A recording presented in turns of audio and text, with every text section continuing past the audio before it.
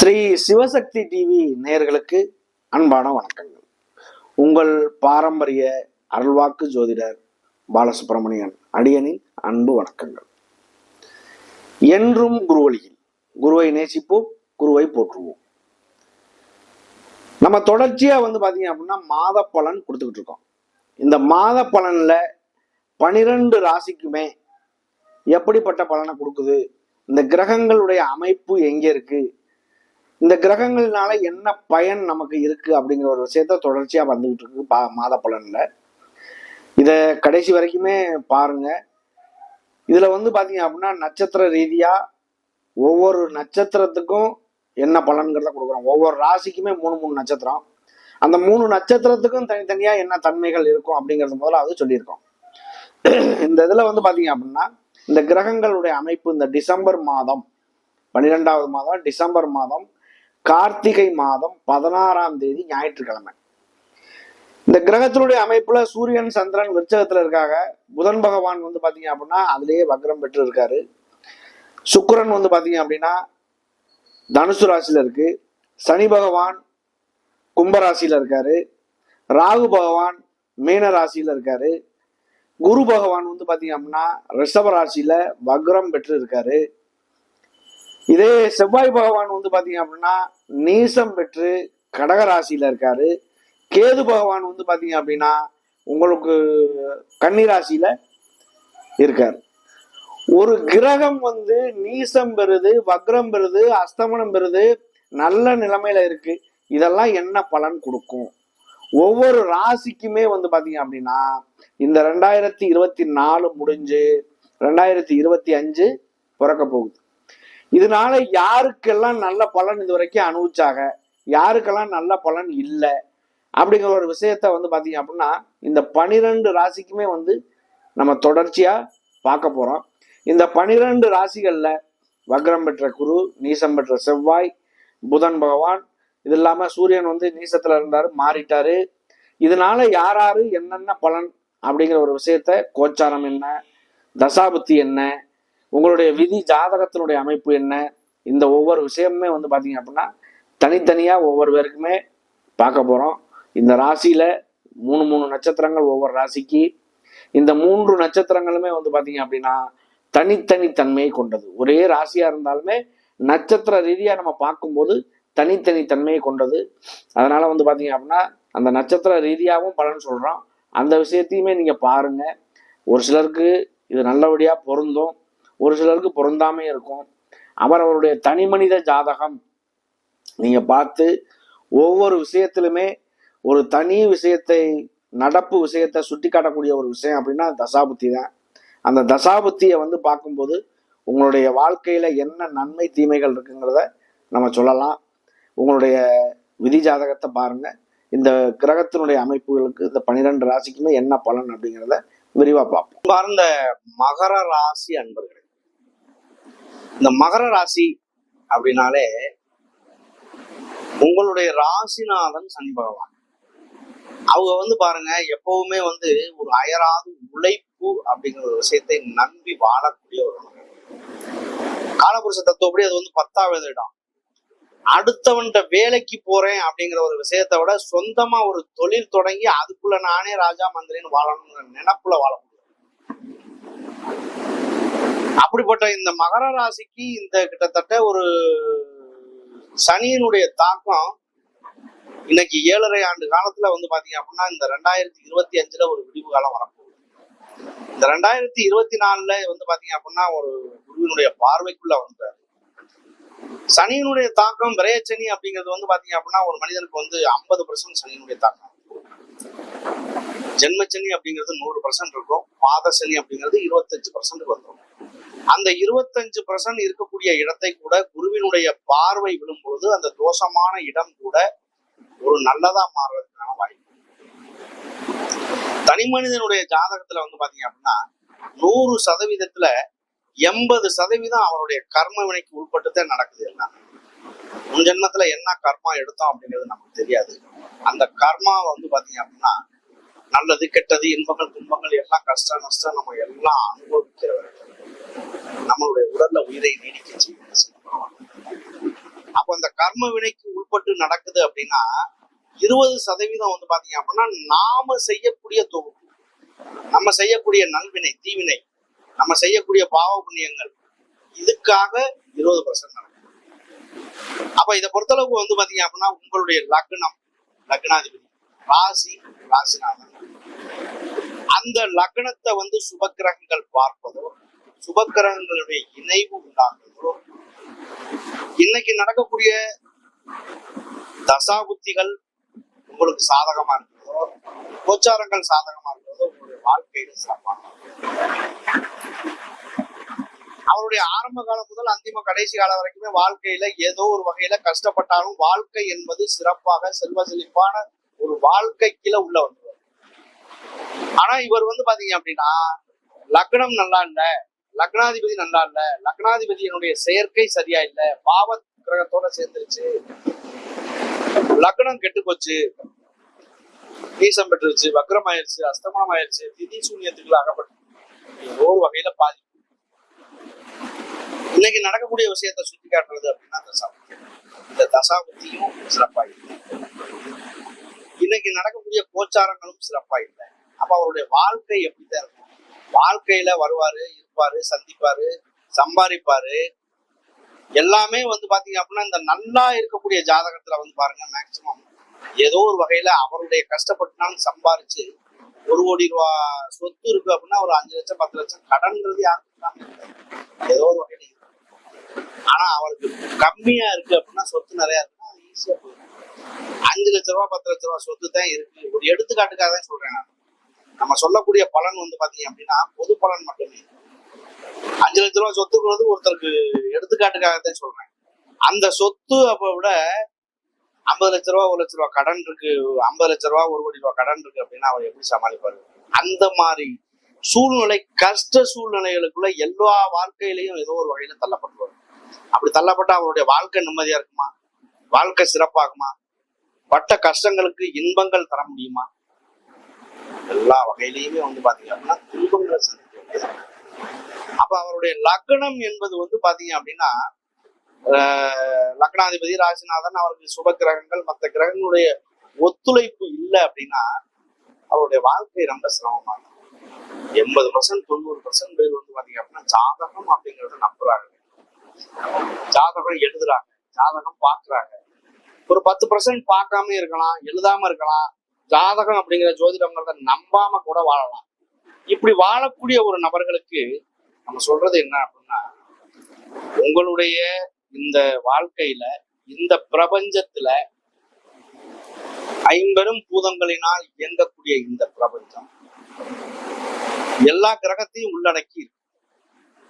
இந்த 9 கிரகங்கள் வந்து பாத்தீங்க அப்படின்னா நமக்கு நன்மையை செய்யும், தீமையை செய்யும் அப்படிங்கிறத நம் முன்னோர்கள் வகுத்து கொடுத்திருக்கிறார். இந்த கிரகங்களுடைய அடிப்படையில கிரகங்களுடைய கதிர்வீச்சுகள் பூமிக்கு நல்லதை செய்யும், கெட்டதை செய்யும். இந்த நேரத்துல பிறக்கக்கூடிய இந்த குழந்தைக்கு இந்த கிரகங்கள் ஒத்துழைப்பா இருக்கும், கதிர்வீச்சுகள் நல்லதா இருக்கும் அப்படின்னா இந்த 12 மாதங்கள்லயுமே, அதாவது தமிழ் மாசத்துல வந்து கணக்கு பண்ணி அப்படின்னா சித்திரை, வைகாசி, ஆனி, ஆடி, ஆவணி, புரட்டாசி, ஐப்பசி, கார்த்திகை, மார்கழி, தை, மாசி, பங்குனி. சித்திரை மாதம் மேச ராசியில் முதல் பங்குனி மாசம் இந்த மீன ராசி வரை சூரிய பகவான் வந்து பாத்தீங்க அப்படின்னா ஒவ்வொரு ராசிலையும் ஒவ்வொரு மாசம் பயணம் செய்யறார். அவர் எந்த ராசியில, எந்த நட்சத்திரத்துல, எந்த பாதத்துல பயணம் செஞ்சுட்டு இருக்கப்ப ஒரு குழந்தை பிறகுதோ அந்த குழந்தை அதுதான் லக்னமா இருக்கு. லக்னம் என்பது உயிர். லக்னம் வந்து உயிர் அப்படிங்கிறது அப்பாவா இருந்தா, உடல் உருவாக்கி உடலை வளர்க்கிறது தாயினுடைய. அந்த தாய் சந்திரனா இருந்தாலும், சந்திரன் இந்த வந்து பாத்தீங்க அப்படின்னா 12, அதாவது 2.5 நாளைக்கு ஒரு வாட்டி ஒரு ராசியை கடக்கக்கூடிய தன்மை. அந்த சந்திரன் வந்து எந்த ராசியில, எந்த நட்சத்திரத்துல, எந்த பாகத்துல அவர் போகும்போது அந்த குழந்தை பிறக்குதோ அது ஜென்ம நட்சத்திரம். அந்த லக்னாதிபதி நல்லா இருக்கணும், அந்த ஜென்ம நட்சத்திரம் நல்லா இருக்கணும், ஜென்ம நட்சத்திராதிபதி நல்லா இருக்கணும், அந்த நட்சத்திரம் அந்த ராசியினுடைய ராசிநாதன் பார்க்கணும். லக்னம் என்பது விதி ஜாதகத்தை வச்சு மையமா முதல்ல ஜாதகம் பார்க்கணும்னா விதி ஜாதகத்தை வச்சு பார்க்கறது, லக்னத்தை மையமா வச்சு பார்க்கணும். இன்னைக்கு நடக்கக்கூடிய கோச்சாரம் இன்னைக்கு சூழ்நிலைக்கு சந்திரனை அடிப்படையில வச்சு கணக்கு பண்ணணும். அப்ப எடுக்கும்போது லக்னமும் நல்லா இருக்கணும், ராசிநாதன் நல்லா இருக்கணும். அப்ப அவங்களுடைய வாழ்க்கை ஏதோ ஒரு வகையில நல்லா இருக்காங்க. அப்ப இந்த வாழ்க்கை என்பது 80% பேருக்கு பாத்தீங்க அப்படின்னா ஒரு நல்ல வாழ்க்கை அமையுது, கர்ம வினைக்கு உட்பட்டு நடக்குது அப்படின்னா, வாழ்க்கையில ஒரு 60% பேர்னாலும் ஏதோ ஒரு வகையில நல்ல வாழ்க்கை வாழ்வாங்க. ஆனா இந்த 40% பேர் கஷ்டப்படுவாங்க.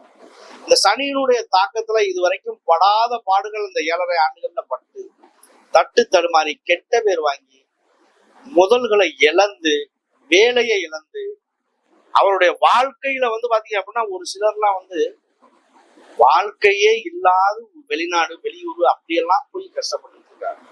இன்னைக்கு அந்த காலத்துக்கு எல்லாமே ஒரு விடிவு காலம் வரக்கூடிய ஒரு காலம் 2025 ஆகும். அப்படி பாத்தீங்க அப்படின்னா 2024 குருவினுடைய பார்வை வந்துச்சு. அப்ப இதுதான் ஒரு சுப கிரகத்தினுடைய பார்வை விடும் பொழுது வாழ்க்கை சிறப்பாகும்னு சொன்னாங்கல்ல.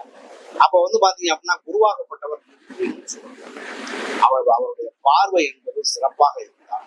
அவர் பாத்தீங்க அப்படின்னா உங்களுக்கு 3ஆம் இடமான முயற்சி ஸ்தானமான சகோதர ஸ்தானமான மீன வீட்டுக்கு, உங்களுடைய 12ஆம் இடமான தனுசு வீட்டுக்கு உள்ள அதிபதி குரு பகவான், உங்களுடைய 5ஆம் இடமான பூர்வ புண்ணிய ஸ்தானமான ரிஷப வீட்டுல, உங்களுடைய 9ஆம் இடமான பாக்கியஸ்தானமான 5ஆம் பார்வையாக கன்னி ராசியை பார்க்கிறார். அப்ப பார்க்கும்போது 9ஆம் இடத்தை பார்க்கும் பொழுது 9 அப்படின்றது பாக்கியஸ்தானம். ஒரு மனிதனுக்கு உழைப்பு இல்லாத ஒரு வருமானத்தை கொடுக்கக்கூடிய இடம் அப்படின்னா திடீர் அதிர்ஷ்டம், யோகம், லாட்டி சீட் அடிக்கிறது, அப்பா வழி சொத்துக்கள் நமக்கு பிரிவினையில கிடைக்கிறது, அதை சுமூகமான சூழ்நிலையில படிச்சுக்கிறது, இந்த மாதிரி அமைப்புகள் இருக்காங்க. அடுத்து உங்களுடைய 11ஆம் இடமான லாபஸ்தானத்தை பார்க்கிறது. 9ஆம் இடத்தை பார்க்கையிலேயே பாத்தீங்க அப்படின்னா 1-5-9 வேலை செய்யும். 9 அப்படிங்கிறது அப்பா ஸ்தானமா இருந்தாலும் ஜாதகருக்கு திருமணம் ஆகாத நபர்களுக்கு திருமணம் ஆகிறது, அது இல்லாம மறுமணம் ஆகாத நபர்களுக்கு மறுமணம் ஆகிறது, வீடு கட்டுறது, வண்டி வாகனங்கள் வாங்குறது, வெளியூர் வெளிநாடு இந்த மாதிரி அமைப்புக்குள்ள வர்றது, குழந்தை பேர் இல்லாதவர்களுக்கு குழந்தை வர கிடைக்கிறது, இது எல்லாம் என்னன்னா குருவுடைய பாரம். குரு அப்ப அவர் 5ஆம் பார்வையா பாக்குறாரு அப்படின்னா 5 அப்படிங்கிறது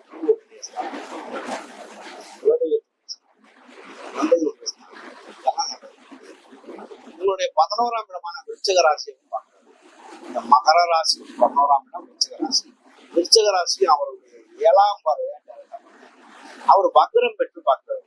உங்களுடைய நண்பர்கள், கூட்டாளிகள், கூட்டு தொழில் பண்றது, இந்த மாதிரி எல்லாம் ஒரு கருத்து வேறுபாடு இருந்தாலும் ஒரு மாற்றம் இருப்பாங்க. அது இல்லாம கணவன் மனைவி 2 பேரும் இதுவரைக்கும் இந்த கருத்து வேறுபாடுகள், திருமணம் ஆகாத நபர்களுக்கு திருமணம் ஆகும், காதல் திருமணங்கள் நிறைவேறும், இந்த மாதிரி ஒரு அமைப்பு. அப்ப லக்னம் நல்லா இல்ல, ராசி நல்லா இல்ல, லக்னாதிபதி நல்லா இல்ல, ராசிநாதன் நல்லா இல்ல, கஷ்ட சூழ்நிலையே பட்டுப்பட்டக்கூடிய ஒரு நபர்களுக்கு இந்த உருவாகப்பட்டவருடைய பார்வை விடும்போது ஏதோ ஒரு வகையில நல்ல நேரம் கிடைக்குதுன்னு அர்த்தம். அப்ப அந்த மாதிரி நேரங்களை அவர்கள் பயன்படுத்திக்கிறது ரொம்ப ரொம்ப சிறப்பான விஷயம். உங்களுடைய ராசியமும் 9ஆம் பார்வையா பார்க்கிறாங்க. 9ஆம் பார்வை என்பது சிறப்பு பார்வையா இருக்கு.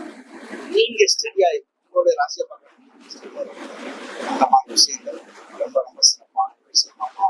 ஒரு கிரகங்களுடைய கதிர்வீச்சுகள் நமக்கு கிடைக்கல, கிரகம் நமக்கு பலமா இல்லை அப்படின்னா ஒவ்வொரு கிரகத்துக்கும் ஒவ்வொரு வகையான ஸ்தலங்கள் இருக்கு, இடங்கள் இருக்கு, அதனுடைய கதிர்வீச்சுகள் முழுமையா கிடைக்கக்கூடிய இடம் இருக்கு. ஒவ்வொரு கிரகமும் ஒவ்வொரு நாளையில 1 மணி நேரம் அவருடைய கோரையில ஆதிக்கத்தை முழுமையா செலுத்தக்கூடிய நேரம் இருக்கு. இந்த மாதிரி நிறைய விஷயங்கள் இருக்கு. அப்படி அந்த மாதிரி நேரங்களை பார்த்து பயன்படுத்துறது உங்களுடைய வாழ்க்கையில ஒரு சிறப்புகளை சந்திக்க வாய்ப்புகள் உண்டாகும். அதையும் அடுத்து பாத்தீங்கன்னா நட்சத்திரம், சூரிய பகவான் நட்சத்திரம்,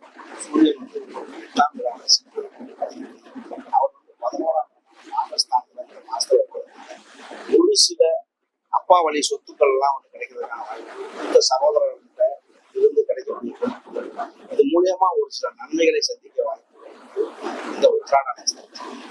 அடுத்து திருவோண நட்சத்திரம். திருவோண நட்சத்திரமா அம்மா வழியில சம்பந்தமான பிரச்சனை, மன சம்பந்தமான பிரச்சனை எல்லாமே உங்களுடைய ராசியை குரு பகவான் உருவாக்கப்பட்டவர்களுக்கு குருவினுடைய அனுகிரகம் முழுமையாக கிடைக்கிறதுனால வியாழக்கிழமை சமயங்கள்ல காலையில குரு ஓரையில வியாழன் அப்படிங்கிறது வியாழக்கிழமை சமயங்கள்ல குரு ஓரையில தட்சிணாமூர்த்தி வழிபாடு வாழ்க்கையில எதுவும் ஒரு சிவன் வழிபாடு அந்த மாதிரி ஒரு விஷயங்கள் இந்த மாதம் வந்து பார்த்தீங்கன்னா 2024 2025 இந்த ராஜகிரகங்களான எல்லாம் பயிற்சியா தாக்கமும் வாழ்க்கை சிறப்பாக வாழ போறீங்க. அதுவே உங்களுக்கு ஒரு பெரிய விஷயம். அடுத்து அவிட்ட நட்சத்திரம். அவிட்ட நட்சத்திரக்காரர்கள் வந்து பாத்தீங்க அப்படின்னா செவ்வாயுடைய நட்சத்திரம். இந்த செவ்வாய் பகவான் வந்து பாத்தீங்க அப்படின்னா உங்களுடைய ராசியில வந்து உச்சம் பெறக்கூடிய ஒரு இடம். நில சம்பந்தமான உங்களுடைய ராசியில செவ்வாய் இருக்காரு, உச்சம் பெற்று இருக்காரு அப்படின்னா 2 பாதங்கள் தான், ஒவ்வொரு ராசிலையுமே 2 பாதங்கள் இருக்கும். அது உடைந்த நட்சத்திரம். அப்ப அவருடைய நிலை வந்து பாத்தீங்க அப்படின்னா இருக்கு, அவங்களுடைய ராசிநாதன் செவ்வாய் இருக்காரு அப்படின்னா ஒவ்வொரு சொத்து சம்பந்தமான பிரச்சனைகள் நிறைய இருக்கு. சொத்து நிறைய வாங்குவீங்க, சொத்து வந்து சம்பந்தமான ஒரு மன வாய்ப்புகள் கிடைக்கும். ஆனா இன்னைக்கு இந்த மாதத்துக்கு வந்து உங்களுக்காக 4ஆம் வீட்டுக்கும் 11க்கும் உள்ள அதிபதி செவ்வாய் பகவான் அவர் 7ஆம் இடத்துல நீசம் பெற்று உங்களுடைய ராசியை பார்க்கிறார். அப்ப இதை வந்து கணவன் மனைவிக்குள்ள உள்ள ஒரு சின்ன கருத்து வேறுபாடு, கணவனை விட்டு மனைவி வெளியூர் வெளிநாடு இந்த மாதிரி பயணங்கள் இந்த மாதிரி அமைய வாய்ப்பு இருந்தாலும் குருவினுடைய பார்வையில் அந்த மாற்றங்கள்லாம் மாறி 60% பேர் நன்மையை சந்திக்கிறாங்க அப்படின்னா 40% பேர் இந்த 7 லட்சம் பாதிப்பு நிறைய சந்திச்சிருக்காங்க. அந்த சந்திப்புகள்லாம் விடிவு காலம் இந்த 2025 3வது மாசம் வாழ்க்கைய சிறப்பா இருக்க வாழ்க்கை